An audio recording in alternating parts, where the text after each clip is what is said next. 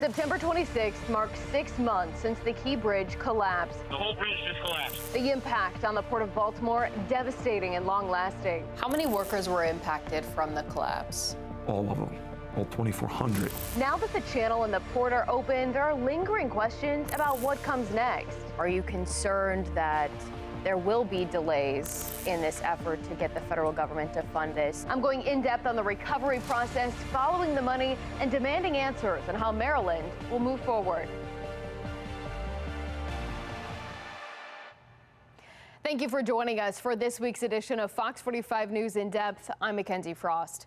Today is the 6th-month anniversary of the Key Bridge collapse, and we're taking a closer look at what went wrong and where things stand today. At 1:28 in the morning on March 26th, the Dolly cargo ship collided with one of the Key Bridge's supports, causing it to collapse. 8 construction workers were on the bridge that night. 2 survived and 6 were reported missing. Those 6 workers were later found dead. After the collapse, officials closed the Port of Baltimore, before opening a series of temporary channels while they worked to remove the wreckage from the Patapsco River. On May 20th, nearly 2 months to the day after the collapse, crews refloated the Dolly and moved it from the channel. And 3 weeks later, on June 12th, the governor announced full reopening of the Port of Baltimore, just 11 weeks after the collapse. Now, 6 months after the tragedy, the victims' families, along with city, state, and federal leaders, announced a series of lawsuits against the owners and operators of the Dolly cargo ship. It's up to the courts to decide how much, if anything, the Singapore-based company will pay to cover the damages. The collapse of the Francis Scott Key Bridge in the early morning hours of March 26th. And this is a historic tragedy. Is a scene many people will never forget. It's like literally one of those things you see in like Grey's Anatomy. Lights flickering on the ship before going dark, and then catastrophe. Body-worn camera video shows police officers almost in disbelief. I mean, that's the Key Bridge. Yeah, it is. Wow. From the shores of Fort Armistead Park, officers helping one survivor onto safe ground. We're clear of any other cars or civilians. As the sun rose that morning, the damage unimaginable. 6 construction workers filling potholes on the bridge overnight, killed. The Dolly cargo ship stuck in the Patapsco River with more than 4,600 containers on board. What was the Key Bridge and part of the highway splayed over the bow. For weeks, crews from all over the country working to clear the debris and get the Port of Baltimore operational again. As recovery begins, so do lawsuits. The state of Maryland taking the Dolly's owners and operators to federal court. Grace Ocean, Limited, and Synergy Marine failed, and their failure resulted in one of the most catastrophic and preventable maritime disasters in Maryland history. They failed to make sure the ship was seaworthy. The complaint includes results from an investigation Maryland Attorney General Anthony Brown says shows the companies were negligent. According to the filing, the ship had 2 electrical power failures on March 25th, the day before the Dolly left the Port of Baltimore. Not only does Brown say the companies ignored those failures, they failed even to inform the U.S. Coast Guard, as the law required, or to warn the pilots who boarded the Dolly to help it leave the Port of Baltimore. The complaint points to this image depicting an improvised rig to try and soften vibrations from one of the Dolly's transformers. Those vibrations so severe that an independent electrical testing contractor refused to conduct testing on the transformer and switchboard due to safety concerns. The state's lawsuit comes as a slew of others stack up against the companies, including a $100 million civil lawsuit from the U.S. Department of Justice. Like the state's claim, federal prosecutors allege the collapse was a result of gross negligence, and those excessive vibrations meant the companies jury-rigged their ship. Neither the propeller, rudder, anchor, nor bow thruster, which should have been available to steer the Dolly, according to the lawsuit, worked when needed.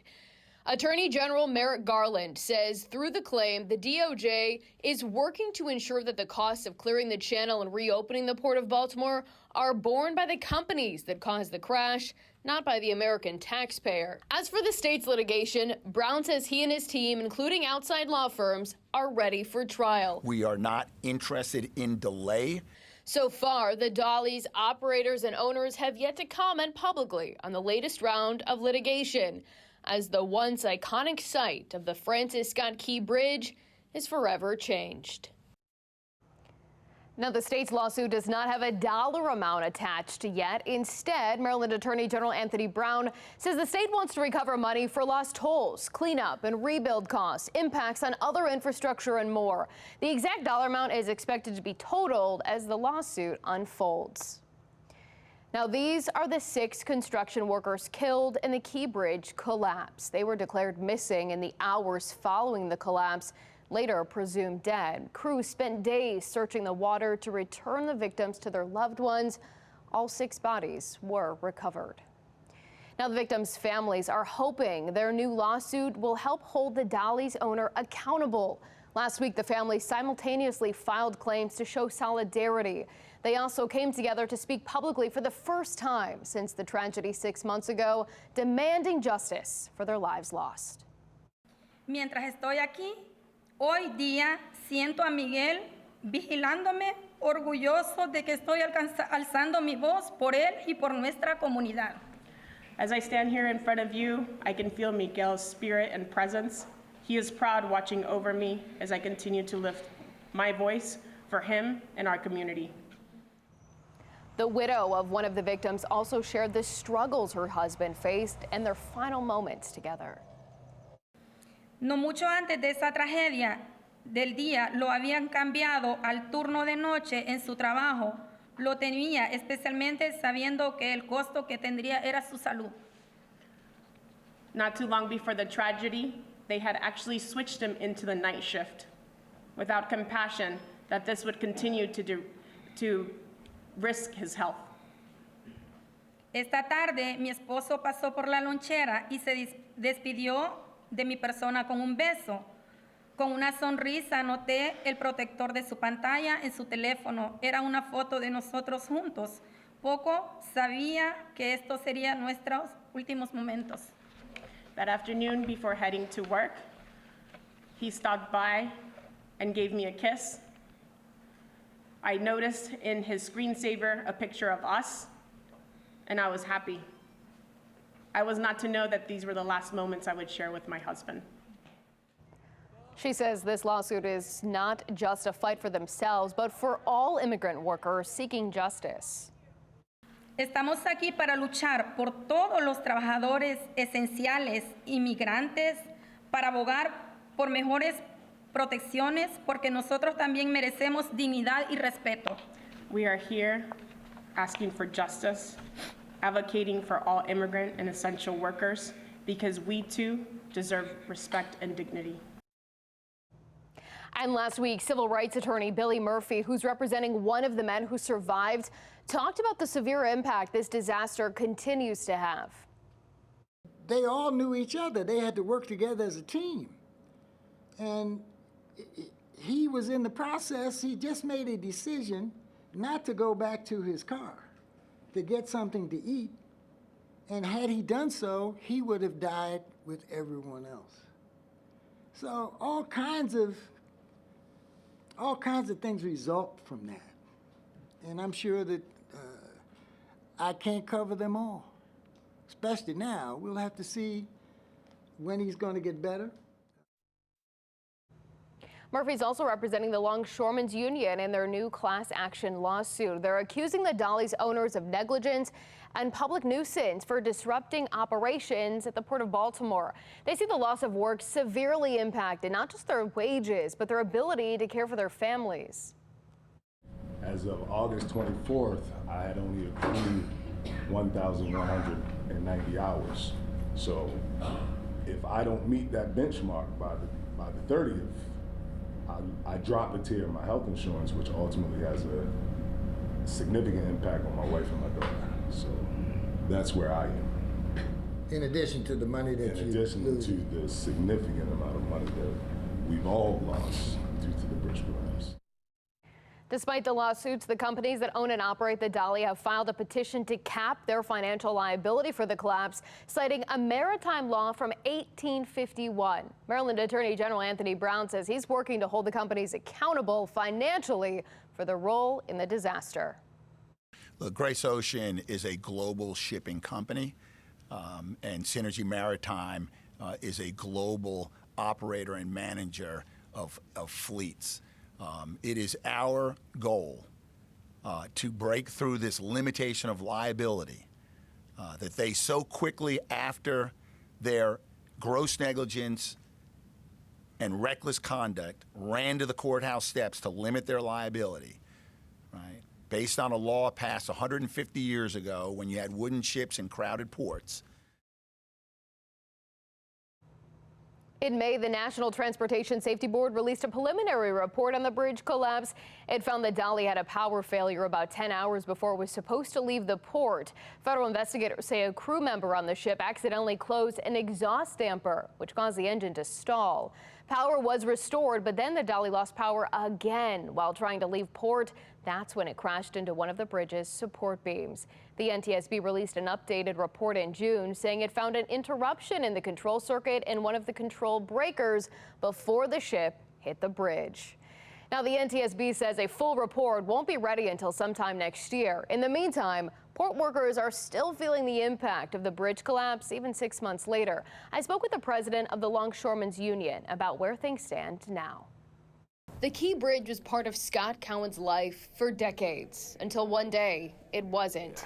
I was very taken back by it because when I was young and I started on the waterfront, I went over that bridge every day for 10 years. And my father rode over that bridge since it opened in 1977 until the day he retired in 2011. Cowan is the president of International Longshoremen's Association Local 333, and the day of the collapse was a day he won't forget. At first, he didn't believe it was real. Like, he didn't know. There's no way, right? Like, the bridge would come down completely like that and close the whole shipping channel, and we'd be out of work for 8 weeks. How many workers were impacted from the collapse?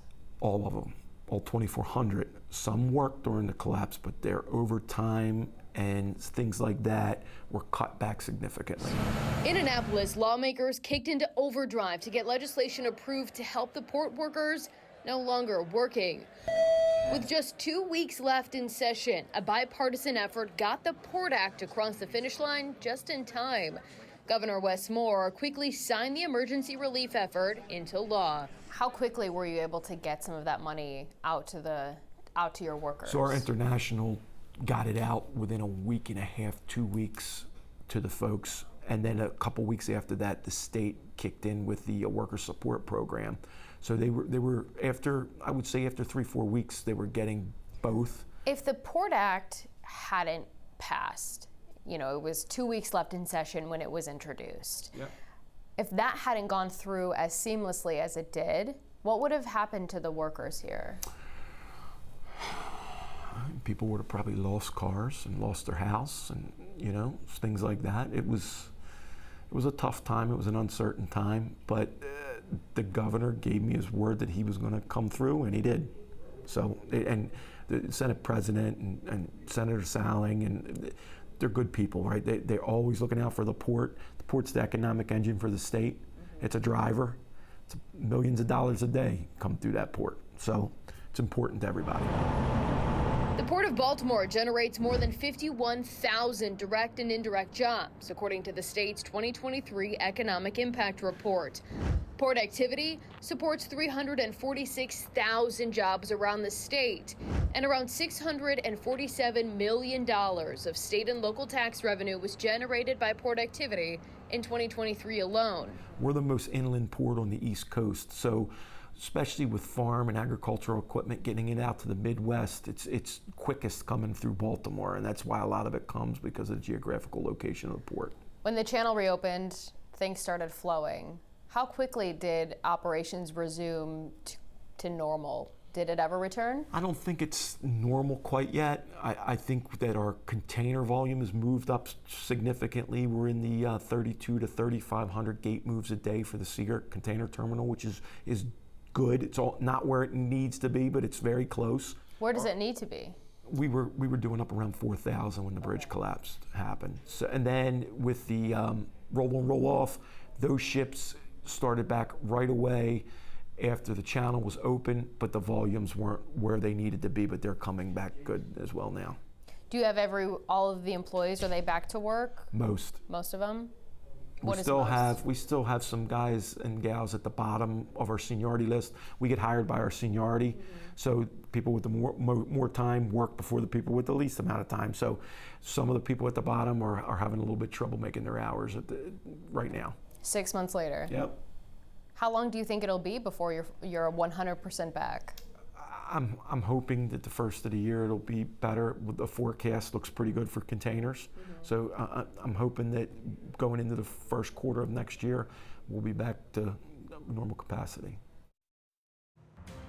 Still to come, the fight continues for federal funding to rebuild the Key Bridge. We sit down with a political analyst to discuss when that money could come in. And as we head to break, let's take a look at today's top headlines. Well, that's justice. I mean, that's exactly what happened. The attempted murder of 4 Baltimore County police officers. Oh yeah, we'll file an appeal. The Cockeysville man charged with shooting 2 Baltimore County police officers last February could now spend the rest of his life behind bars. Today, jurors finding 26-year-old David Linthicum guilty on all charges, including armed carjacking, using a firearm in a crime of violence, and trying to kill 4 Baltimore County police officers. As residents across Maryland watch and wait to see which route is picked for the proposed Maryland Piedmont Reliability Project, and where transmission towers along the 70-mile line spanning from the top of Baltimore County to the edge of Frederick County could go. I've had countless conversations with folks that say this will destroy everything we've worked for. Maryland Senator Ben Cardin is now speaking out, writing to Governor Wes Moore and the Public Service Commission, the state commission that will end up approving the project or not. Cardin says it would come at a cost to residents.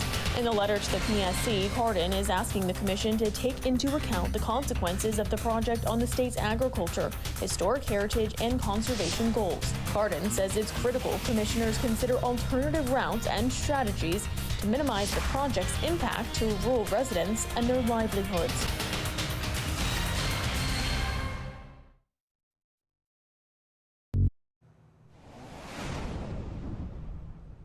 The Maryland Transportation Authority approved a $73 million contract for project development with a construction company to design the replacement Key Bridge. President Joe Biden has pledged the federal government would foot the bill of the rebuild effort, but that fight for funding continues. The new bridge is expected to cost just under $2 billion, and officials hope to have it completed by 2028.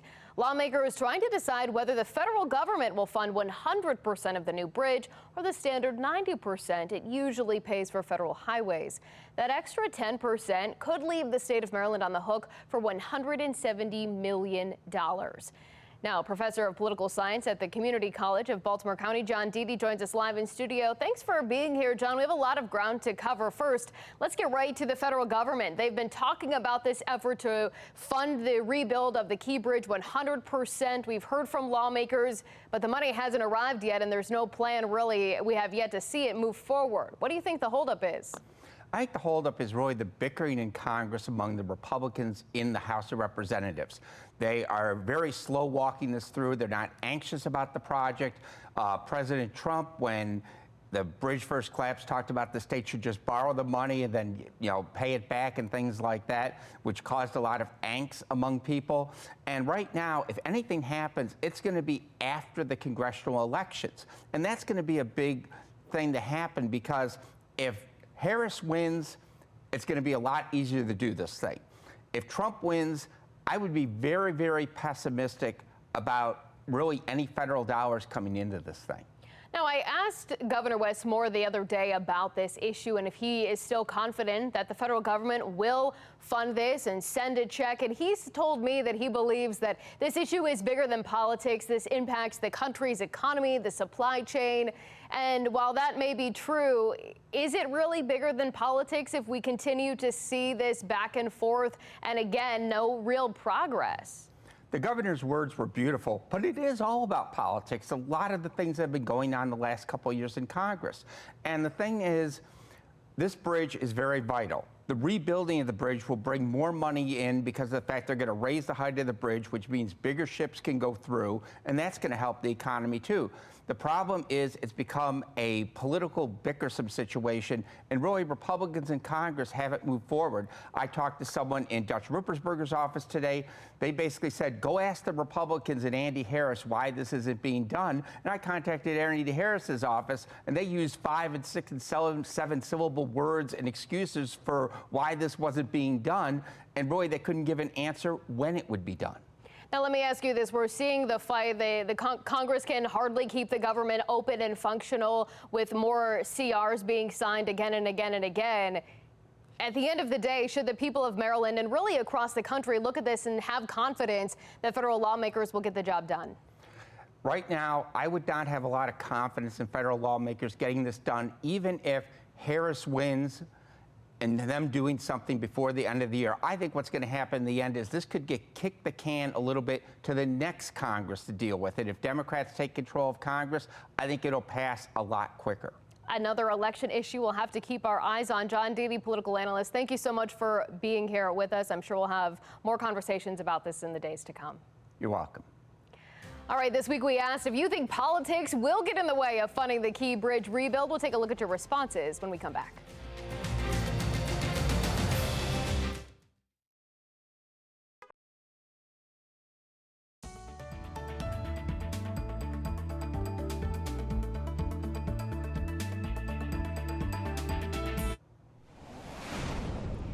We asked if you think politics will get in the way of funding the Key Bridge rebuild. Let's take a look at what some of you had to say. First, I want to take a look at this response from Stu.